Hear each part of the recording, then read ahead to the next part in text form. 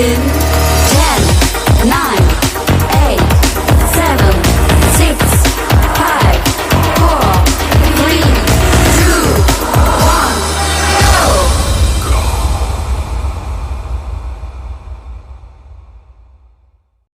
आज हम चैप्टर की समाप्ति के बाद आगे के क्वेश्चनों को पढ़ते हैं।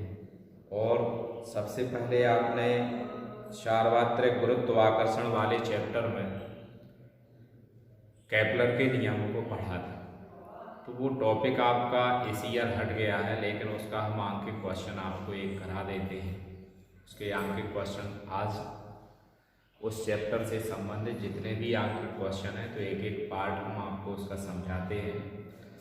पहला क्वेश्चन देखिए, सूर्य से दो ग्रहों की औसत दूरियां क्रमशः 10⁻13 व 10⁻12 मीटर हैं।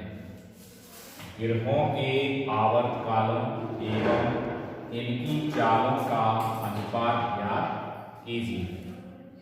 तो आपको इनकी चालों का अनुपात ज्ञात करना है, दूरियां दी गई।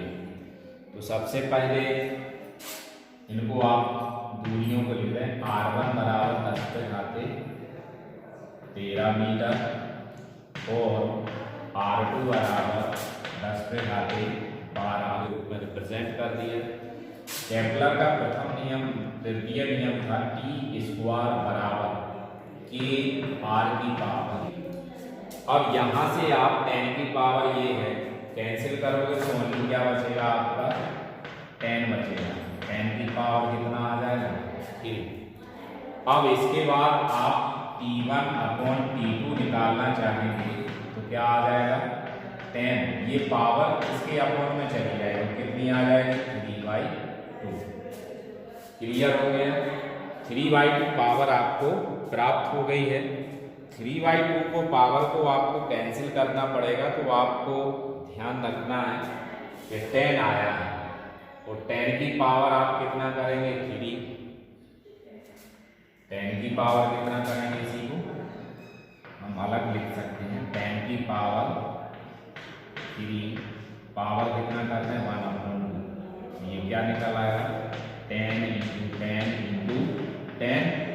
पावर कितनी आ गई है, इस पे 3, ऊपर पावर 3 पावर हट गई, पावर कितनी आ गई, 1/2। अब 1/2 पावर है, मतलब अंडर है, तो 10 बाहर निकल आएगा। P1/T2 बराबर क्या हो गया, 10। और इस 1/2 के लिए एक 10 बचा रहा, तो इसको क्या लिख देंगे हम, √10। तो T1/T2 में ये आपका मान आ गया कितना, T1/T2 बराबर 10√10 अपॉन में कितना लिख देंगे, 1। तो पहला रेशियो आपका प्राप्त हो गया है। तो आप इसका स्क्रीनशॉट ले लीजिए।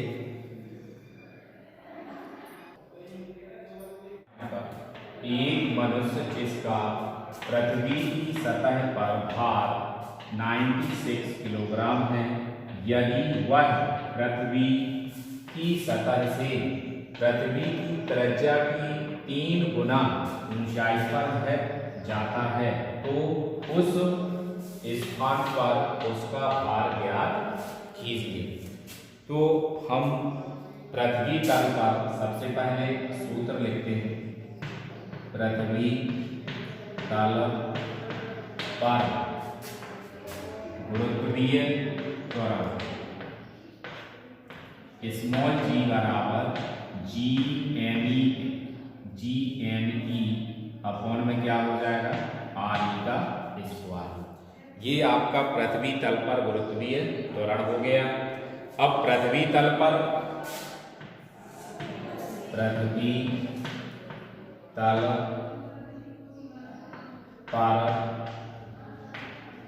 मनुष्य का भार क्या लिख देंगे आप, W बराबर mg, और ये g का मान रख देंगे, तो यही मान क्या हो जाएगा, Gme अपॉन में क्या हो जाएगा, Re²। अब पृथ्वी तल पर ये है, और हमारा क्वेश्चन में लिखा है पृथ्वी तल या सतह पर भार कितना है, 96। तो 96 बराबर क्या हो जाएगा, Gme अपॉन आर ई का स्क्वायर। अब प्रश्नानुसार देखिए आप,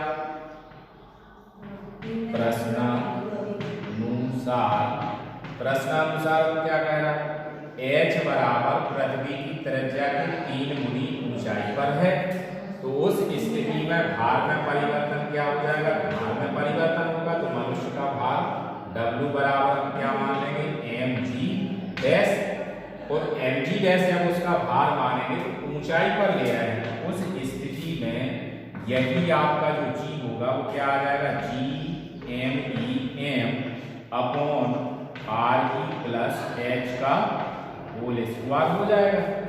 यहाँ पे h ऊंचाई पर कह रहा है, पृथ्वी की सतह से 3 गुना ऊंचाई पर जाता है, तो मतलब त्रिज्या का 3 गुना करना है, तो पहले हम ऊंचाई लिख देंगे और h बराबर प्रश्न अनुसार हमारा कितना लगेगा 3। ये मान यहाँ पे हम रख देंगे, क्या आ जाएगा g m upon R E plus 3 R E, ये h का मान पुट कर दिया। h का मान रखने के बाद आप क्या करेंगे, 3 और 1 कितना हो जाएगा 4, तो W डैश बराबर क्या आ जाएगा g m अपॉन में 4 आर ई का स्क्वायर। अब ये इसका वर्ग करेंगे तो इसको हम क्या लिखते हैं, समीकरण नंबर 1, इसको ऊपर वाले को समीकरण 1 लिख दिया। अब W डैश बराबर इसका आप वर्ग करेंगे तो वर्ग कितना आ जाएगा, g m अपॉन 4 चौके 16 आर ई का स्क्वायर। अब इसके बाद आपको भार निकालना, तो समीकरण 1 पे देखिए आप, समीकरण 1 में g m upon R E का स्क्वायर, तो इसको आप क्या लिख रहे हैं यहीं पे, W डैश बराबर g m upon R E का स्क्वायर, एक ब्रैकेट में क्लोज कर दें, मल्टीपल में हम कितना लिख सकते हैं 1/16। अब समीकरण 1 से ये वैल्यू यहाँ वाला मान ये रख देंगे तो क्या आ जाएगा, W डैश बराबर 96/16, तो W डैश बराबर 16 छक्के 96, तो 6 किलोग्राम आपका भार प्राप्त होगा। इसका अगला क्वेश्चन है आपका, कोई कण अपरिमेय दूरी से पृथ्वी पर गिरता है, यदि उसका प्रारंभिक वेग 0 हो और वायु के कारण उत्पन्न घर्षण प्रतिरोध नगण्य हो, तब पृथ्वी तल पर पहुंचने पर उसका वेग ज्ञात कीजिए। तो आपको जब सॉल्यूशन करेंगे तो जो वैल्यूज हमें गिवन हैं उनको लिखिए। आर ई बराबर कितना है 6400 किलोमीटर, कुछ नहीं दिया है आपको, जो प्रारंभिक वेग 0 है, घर्षण भी नगण्य है, तो आर ई का मान दिया है और जी का, जी बराबर कितना है 9.80 मीटर प्रति सेकंड स्क्वायर।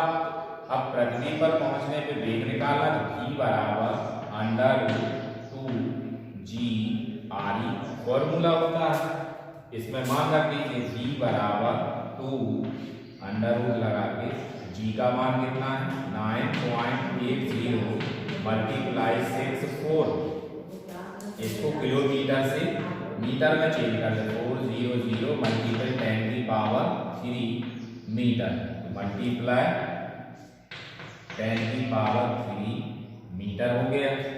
अब इसका आपको वर्गमूल करना है, तो पहले आप मल्टीपल कर लीजिए और इसका मान निकाल लीजिए। तो v बराबर यहाँ से आप क्या करेंगे, ये 3 है तो अंडर रूट बना लीजिए आप, 2 मल्टीपल 98.0, तो इसमें से एक पावर कम कर दीजिए, तो ये 98 पावर तो सीधा कितना बन जाएगा 98.0, मतलब इसको हटा सकते हैं 0 को, मल्टीपल ये 6400 ज्यों का त्यों लिखा रहा, तो मल्टीपल में 10 की पावर हमने कितना कर दिया 2, ये वैल्यू 1 मिल गया। तो v बराबर √। अब आप पहले इनको निकाल लो, 6400 और इसका 6400 का वर्गमूल कितना होगा आपका 80, तो 10 का कितना हो जाएगा 2, तो 98 का आप √ कर दीजिए। तो 9 दूनी 2 8 16 की 6, 9 दूनी 18 और 1 19।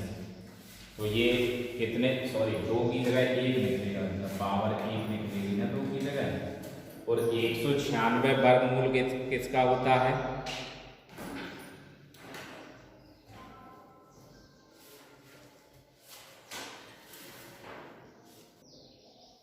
196 वर्गमूल किसका होता है v बराबर 80 गुणे, ये सीधा 800 करेगा वर्टिकल, ये 14 का वर्गमूल होता है तो 14 आ गया।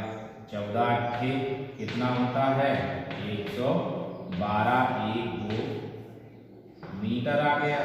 अब प्रति सेकंड लिख देंगे, इसी को आप किलोमीटर में चेंज कर सकते, तो 11.2 गुणे 10⁻³ किलोमीटर अभी तो मीटर ही रहेगा, मीटर प्रति सेकंड। अब इसको आप किलोमीटर में चेंज करोगे तो ये चेंज हो जाएगा, तो v बराबर 11.2 किलोमीटर प्रति सेकंड। तो इसको आप लोग स्क्रीनशॉट लेकर के नोट कर लीजिए।